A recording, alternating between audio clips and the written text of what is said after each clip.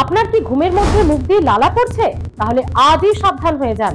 ভাববেন না এটা ছোট্ট একটা বিষয়। অবহেলা করতে করতে এটা একদিন মারাত্মক আকার ধারণ করতে পারে। 2 বছর বয়সী শিশুদের জন্য এটা স্বাভাবিক, কিন্তু তারপর এবং যদি আপনি অ্যাডাল্ট পারসন হয়ে থাকেন তাহলে তো মারাত্মক আকার ধারণ করতে পারে এই সমস্যা। কেন পরে মুখ দিয়ে লালা ঘুমের মধ্যে, আগে সেটা জানুন।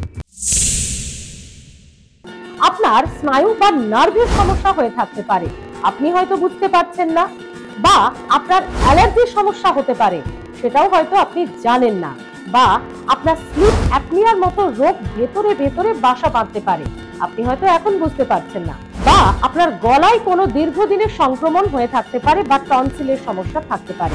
অর্থাৎ এই 4-5টি কারণে কিন্তু ঘুমের মধ্যে মুখ দিয়ে লালা পড়তে পারে। ছোটখাটো বিষয় ভেবে একেবারেই অবহেলা করবেন না। এই সমস্ত কারণগুলি পরবর্তী সময়ে মারাত্মক আকার ধারণ করতে পারে যদি না শুরুতেই এর চিকিৎসা হয়। এবার আসুন কি কি আপনি প্রাথমিকভাবে করতে পারেন। ঘুমানোর আগে ভালো করে ব্রাশ করে মুখ ধুয়ে ঘুমোতে পারেন। ঘুমানোর আগে যে খাবার আপনি খাবেন খুব হালকা পরিমাণে এবং হালকা খাবার খান। ভালো ঘুমের চেষ্টা করুন, কারণ চিকিৎসকেরা বলছেন যারা ভালো ঘুমোয় না বা গভীর ঘুম যাদের হয় না তাদেরই কিন্তু মুখ দিয়ে লালা পড়ার সমস্যা থাকতে পারে, যেটা শরীরের বিভিন্ন অর্গানকে ক্ষতি করতে পারে ভবিষ্যতে। আর এই সমস্তগুলো করার পরেও যদি আপনার সমস্যা না মিটছে, অবশ্যই আজই চিকিৎসকের পরামর্শ নিন।